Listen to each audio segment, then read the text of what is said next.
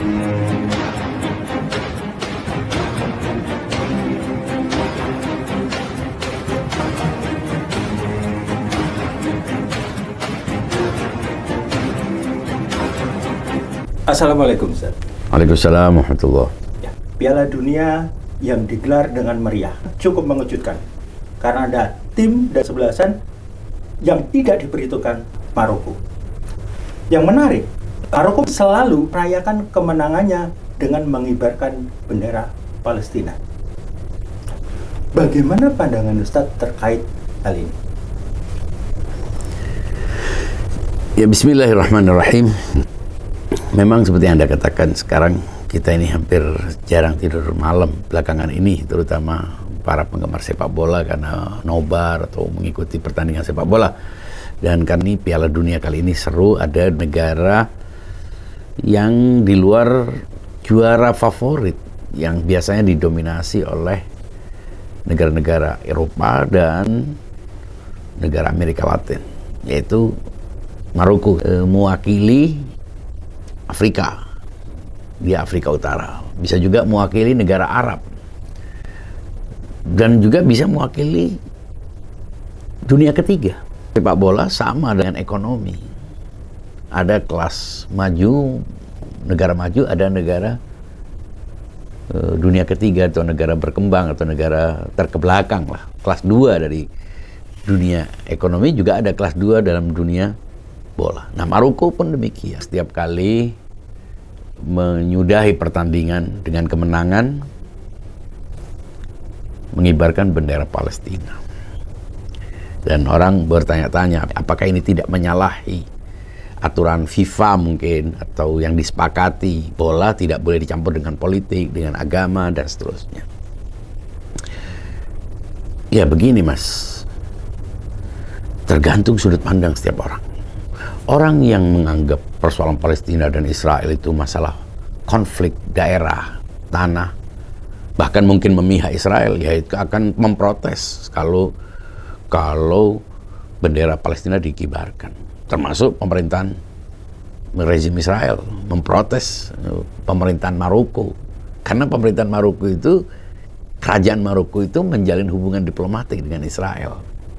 Nah, hubungan diplomatik itu otomatis punya kerjasama, punya kesepakatan-kesepakatan. Sehingga tidak heran bila Israel memprotes pemerintahan Maroko. Para pemainnya, para supporternya mengibarkan bendera Palestina. Itu yang dipersoalkan. Ya, orang yang menganggap persoalan Palestina ini bukan semata-mata persoalan politik, tapi masalah kemanusiaan, dia tidak menganggap itu sebagai sebuah pelanggaran. Nah, jadi sudut pandang orang itu berbeda. Ada yang melihatnya sebagai persoalan politik, dan ada yang melihatnya sebagai persoalan kemanusiaan. Ada pula yang melihatnya sebagai persoalan agama.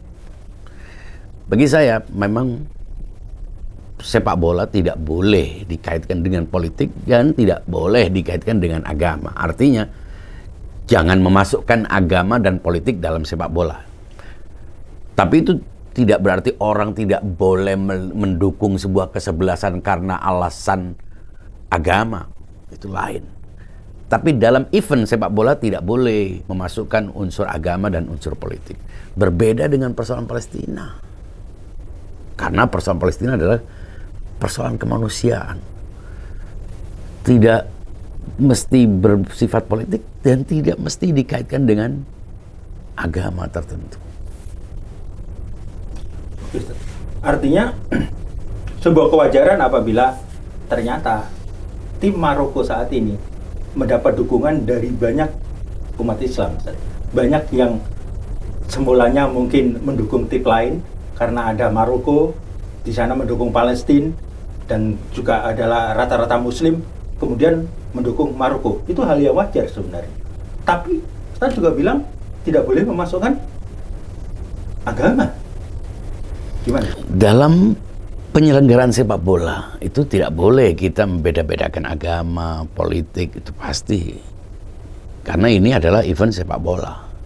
Tapi orang menggemari, memfavoritkan, menjagokan sebuah tim berdasarkan pertimbangannya sendiri, kan tidak mengganggu orang.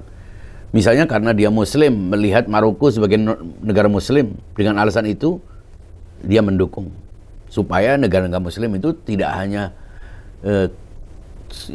selalu nomor 2 gitu di sepak bola. Nah, Maroko negara Muslim yang bisa juga maju ke semifinal, bahkan sebelumnya dijagokan untuk menjadi juara Piala Dunia. Itu hak seseorang. Hak seseorang pula untuk mendukung tim lain, bukan karena alasan agama, karena menyukai salah satu pemainnya, karena mengidolakan salah satu bintangnya. Itu juga hak. Kita tidak bisa melarang orang. Dan tidak perlu kita mencemooh seseorang menyukai tim sepak bola karena agamanya. Tidak ada masalah itu. Yang tidak boleh dalam penyelenggaraan sepak bola agama, kita jangan menyeleksi pemain berdasarkan agama misalnya. Itu karena harus berdasarkan skill, harus berdasarkan talenta, harus berdasarkan profesionalisme, itu mesti. Tapi orang sekedar menyukai, hak seseorang menyukai seseorang berdasarkan agamanya, atau bukan karena agamanya, tapi karena Afrika. Dan itu banyak ditunjukkan oleh beberapa orang dari Afrika yang mendukung Maroko. Meskipun tim negaranya sendiri kalah, tapi dia mendukung Maroko karena dianggap Maroko mewakili Afrika. Afrika benua yang paling dizalimi oleh Barat. Atau bahkan dia bukan orang Afrika, dia orang Asia. Setelah tim-tim Asianya kalah, menganggap Maroko mewakili dunia ketiga, Asia dan Afrika. Sehingga ini adalah kesempatan untuk menunjukkan bahwa bangsa-bangsa Asia dan bangsa-bangsa Afrika yang selama ini menjadi jajahan, yang selama ini diperas, dieksploitasi, ditindas oleh negara-negara Eropa yang menjadi tim-tim yang berkuasa di Piala Dunia sepanjang sejarah, itu bisa berdiri sejajar menjadi rival yang sama. Jadi tidak ada masalah. Berbeda dengan Palestina, tidak ada hubungannya dengan agama. Ini soal kemanusiaan. Orang dari agama apapun, Muslim, non-Muslim, Kristen, bisa bersimpati kepada Palestina, kepada rakyat Palestina. Dan adakah event yang lebih besar dari Piala Dunia? Tidak ada. Nah, itulah yang diekspresikan oleh para pendukung kemerdekaan dan perjuangan rakyat Palestina. Dan disitulah kita akan tahu ternyata rezim-rezim yang selama ini menjalin hubungan dengan Israel itu tidak merepresentasi rakyatnya. Seperti Maroko, seperti Bahrain, negara-negara Arab yang selama ini dijadikan sebagai alasan bagi sebagian orang untuk mendorong pemerintah Indonesia menjalin hubungan dengan Israel, ternyata itu tidak merepresentasi aspirasi, tidak merepresentasi opini dan kehendak masyarakatnya yang tetap konsisten mendukung perjuangan rakyat Palestina. Mendukung Palestina bukan politik, juga bukan agama, tapi persoalan kemanusiaan. Banyak juga yang mengatakan berkibarnya bendera Palestina di Piala Dunia saat ini itu juga ada campur tangan tempat diselenggarakannya Piala Dunia. Kalau di tempat lain kemungkinan tidak terjadi, sebab di Piala-Piala Dunia sebelumnya juga tidak pernah terjadi, baru kali ini terjadi. Bagaimana pendapat Anda? Ya mungkin saja, tapi intinya yang mendukung Palestina bukan hanya negara Arab, bukan hanya negara Muslim. Anda bisa melihat di media sosial orang-orang yang tidak ada hubungannya dengan Palestina, bukan etnik Arab, bukan Muslim, tapi mendukung rakyat Palestina. Karena apa? Karena kemanusiaan, karena anti penjajahan, karena pro kemerdekaan, karena memihak orang-orang tertindas. Mengapa di Qatar? Ya karena Qatar negara Muslim, dihuni oleh orang Islam yang semuanya mendukung rakyat Palestina. Ini satu hal yang wajar. Dan Qatar terpilih memenuhi syarat sebagai penyelenggara dengan penyelenggaraan yang spektakuler. Saya kira itu wajar-wajar saja. Jadi mendukung Palestina tidak ada hubungan dengan agama. Anda tidak harus menjadi Muslim untuk mendukung perjuangan rakyat Palestina.